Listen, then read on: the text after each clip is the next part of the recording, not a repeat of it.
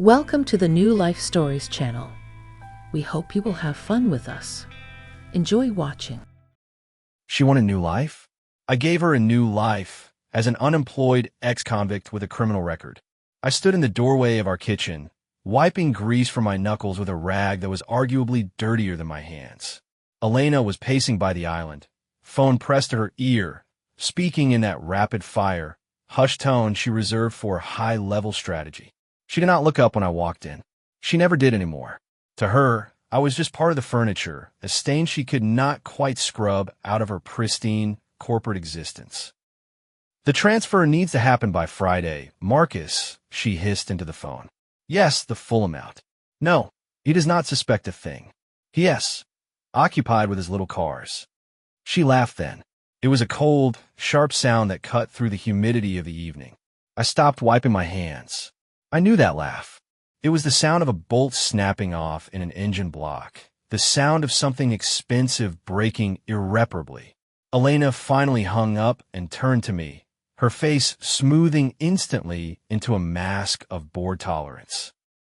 She was beautiful in a terrifying way, sharp angles and expensive silk, everything about her screaming ambition.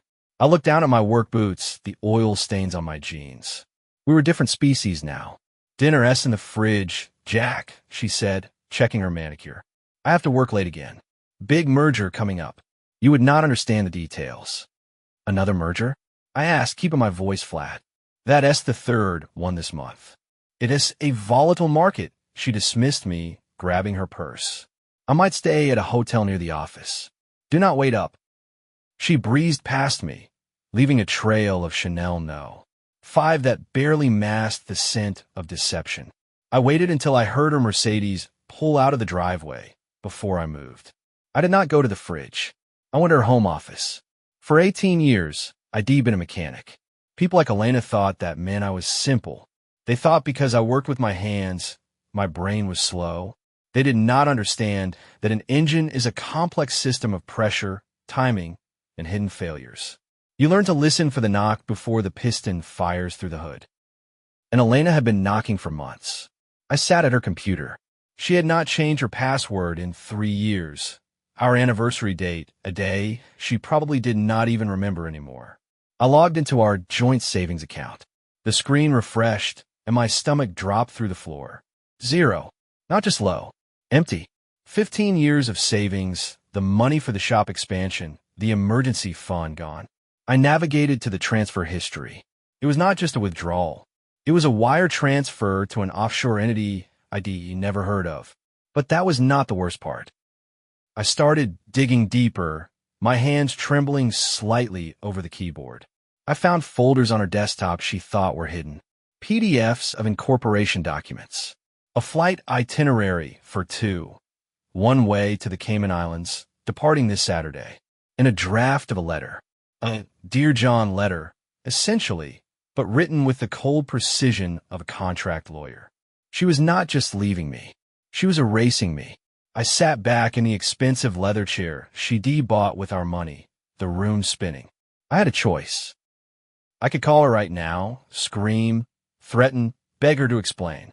I could drive to her hotel and kick down the door. That's what a heartbroken husband does. But I was not just a husband anymore. I was a man looking at a catastrophic system failure. If I screamed, she'd accelerate. She'd leave tonight.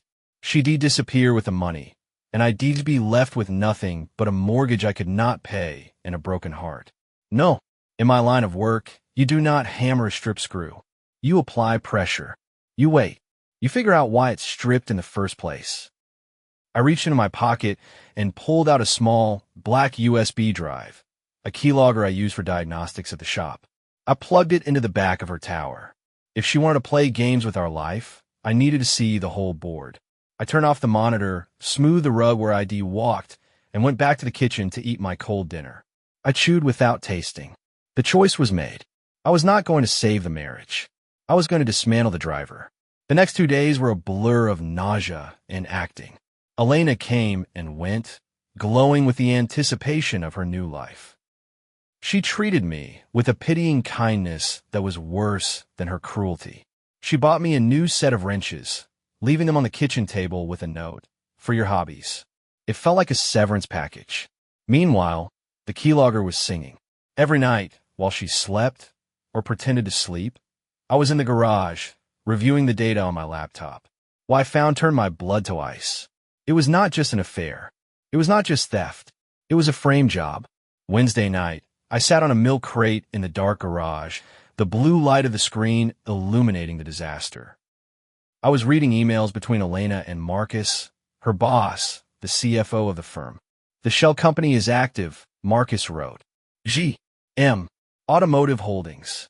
All the diverted funds are routing through there. The signature stamps look authentic. G.M. I whispered. "Jack Miller. My name."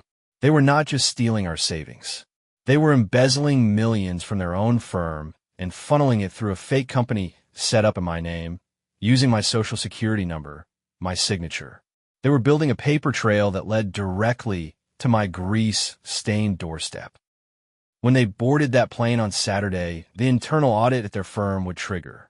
The missing millions would be discovered, and all fingers would point to the mechanic husband who had suddenly acquired massive offshore accounts. I would not just be broke and divorced. I'd be facing 20 years in federal prison for corporate fraud and money laundering. I felt like I could not breathe. The walls of the garage, usually my sanctuary, felt like the bars of a cell. I paced the concrete floor, my heart hammering against my ribs. I was an amateur against pros. Elena dealt with compliance officers and federal regulators for a living. Marcus was a financial wizard. Who was I? I fixed transmissions. I changed oil. If I went to the police now, what did I have? Some stolen emails obtained illegally? They de-spin it. They de-say I was the mastermind, that I de-hacked her computer to cover my tracks. They had the capital, the lawyers, and the narrative. Thursday morning, the pressure became physical. I was working on a vintage Mustang at the shop, trying to focus on the carburetor, but my hands were shaking. Elena called me at noon. "Jack," she said, her voice bright. "I need you to sign something. Just some tax documents for the house. I'm stopping by the shop." "Tax documents?" I asked, wiping sweat from my forehead. "In October, it has an extension filing. Do not worry about it. It just needs a signature. I'm in a rush." She arrived 10 minutes later, looking like $1 million, literally the $1 million she was stealing from me. She slapped a stack of papers on the workbench, flipping to the back page. "Sign here," she said, tapping a line with a manicured nail. And here, I looked at the papers. They were dense, full of legal jargon. Buried in the text of the second page, I saw the phrase power of attorney and transfer of liability. She was trying to get me to legally sign off on the debt of the shell company. She was tightening the noose while smiling in my face. I say not sign this right now, Elle," I said, backing away. "My hands are greasy. Leave it, I'll do it tonight." Her eyes narrowed. For a second, the mask slipped, and I saw pure reptilian panic. "Jack, it's just a signature. Do not be difficult. I need to file this by 2. I said I'll do it tonight." I snapped louder than I intended. The air in the shop grew heavy. She looked at me, really looked at me, searching for cracks. Then she forced a smile that did not reach her eyes. "Fine, tonight, but do not forget, it's for our future." She walked out, her heels clicking on the concrete like a countdown. I watched her go, feeling the bile rise in my throat. I was cornered. If I did not sign, she'd know I suspected something. If I did sign, I was dead. I had less than 48 hours before their flight.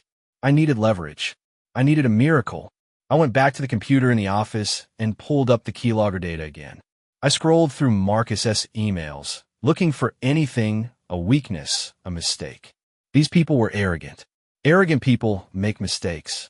And then I found it. A single, archived email chain from 3 months ago. It was not between Elena and Marcus. It was a forwarded message from Marcus's wife regarding a charitable trust discrepancy. I leaned in. Marcus had dismissed it as a clerical error. But I looked at the routing numbers. The error was not an error. He had been skimming from his wife's family trust to fund the initial setup of the shell company. Marcus was not the source of the money. He married into it. His wife, Victoria Sterling was the real power. She owned the controlling stake in the firm. She was the one with the teeth. I stared at the screen. I was not a lawyer. I was not a forensic accountant. But I knew how leverage worked. If you have a long enough lever, you can lift the world. I grabbed my keys. I was not going home. I was going to the Lioness Den. Victoria Sterling's estate was behind iron gates that looked heavy enough to stop a tank. I sat in my beat-up truck, staring at the intercom. I had printed everything, the emails, the bank transfers, the incorporation documents with my forged signature. It was a thick, damning stack of paper sitting on the passenger seat. I pressed the button. Delivery, a voice crackled. "No," I said. "My name is Jack Miller. I have information regarding Marcus Sterling and J.M. Automotive Holdings. Tell Mrs. Sterling her husband is stealing from the Sterling Family Trust." There was a long silence.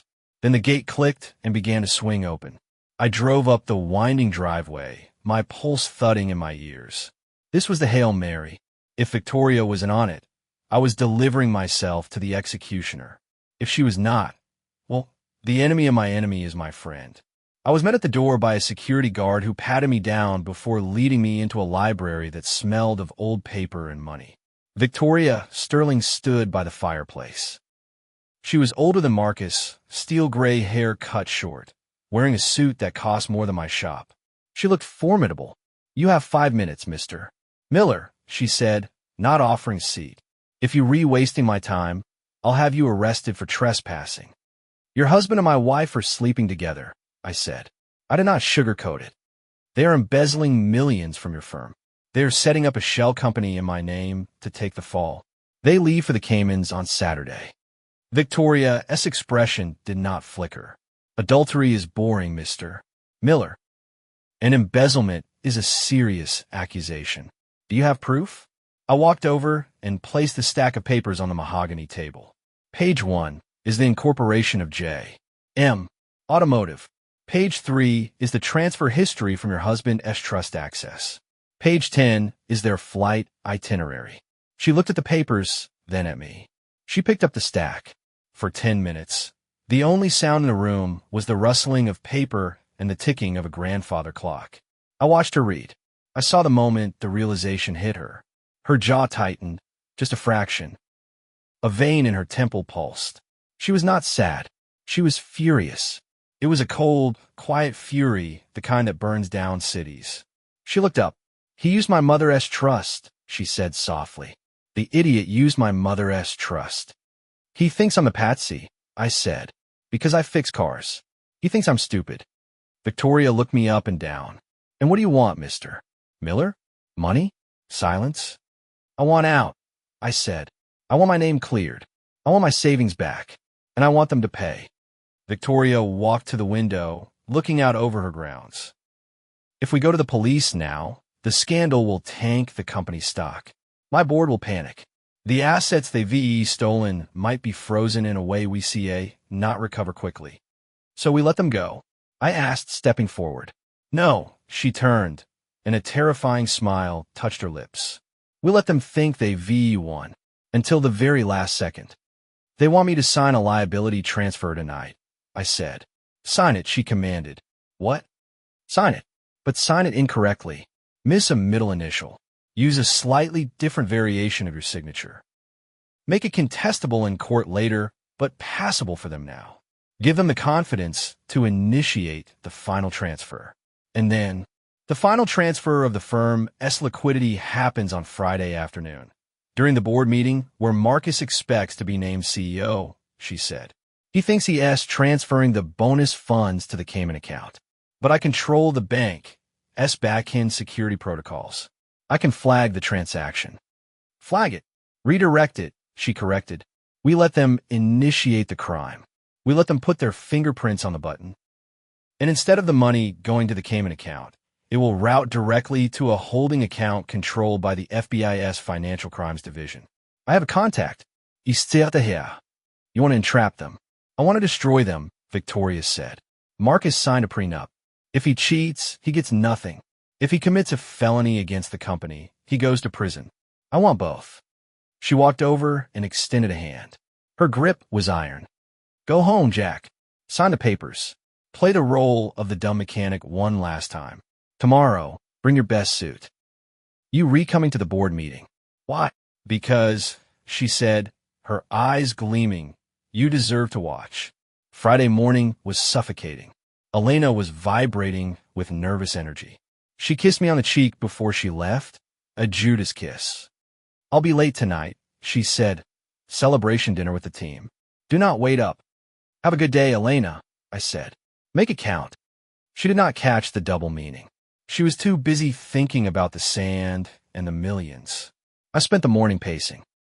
At noon, a black town car sent by Victoria arrived at my shop. I changed into the suit ID bought for funerals. It fit a little tight in the shoulders, but it worked. We pulled up to the glass skyscraper of Sterling & Associates at 2:00 p.m. I walked into the lobby. Security had my name. They waved me through to the private elevator. The boardroom was on the 40th floor. When the doors opened, I saw Victoria waiting. She nodded at me. They in there, she whispered. Marcus is giving his speech. He is about to trigger the transfer from his laptop. He wants it done before the vote. We stood outside the double glass doors. I could see them. Marcus stood at the head of the table, looking smug. Elena was seated to his right, looking triumphant. They were gods of their own little universe. I watched Marcus tap a key on his laptop. He smiled at Elena. That was it. The signal. The money was moving. Or so they thought. Victoria pushed the doors open. The heavyweight slammed against the stops. The room fell silent. Victoria? Marcus stammered. Darling, you were just committing grand larceny, Victoria said, her voice projecting to the back of the room. Excuse me? Elena stood up. Mrs. Sterling, this is highly irregular. Sit down, Elena, I said, stepping out from behind Victoria. Elena's face went white. She looked at me, then at my suit, then at Victoria. The cognitive dissonance was paralyzing her. The mechanic was not supposed to be here. The mechanic was supposed to be at home, covered in grease, waiting to be arrested.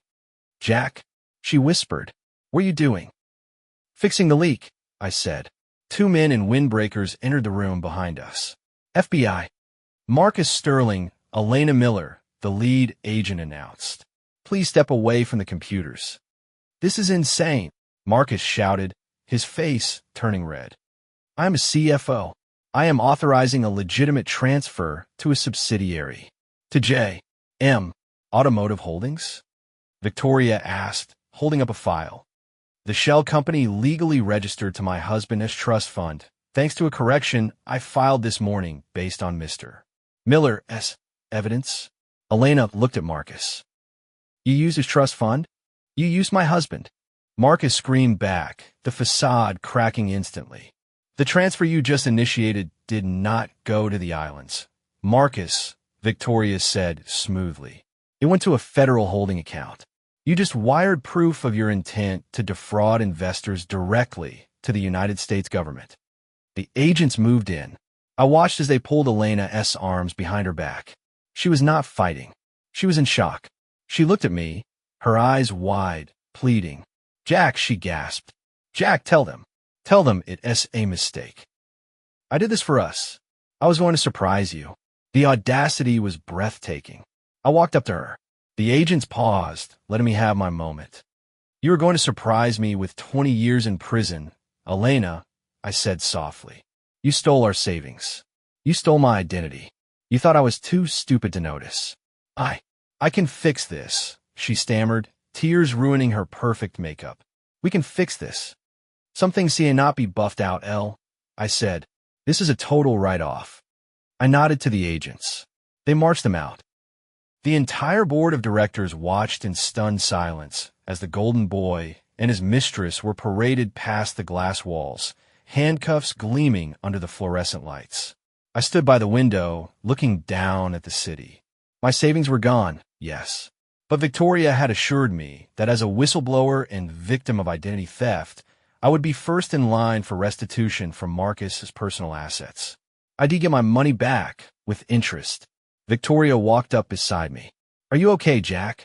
I do not know, I said honestly. I feel lighter. That's the feeling of taking out the trash, she said. Come on, let us get a drink. I think we have some restructuring to discuss. I need a new fleet manager for the company transport division. Someone who knows engines. Someone honest. I looked at her, then back at the empty chair where Elena had sat. She wanted a new life. She wanted excitement, danger, and a change of scenery. As the police cruiser lights flashed on the street 40 stories below, I realized I had given her exactly what she wanted. She was going somewhere new, all right. And me? I was going back to the garage. But this time, I'd be the one driving.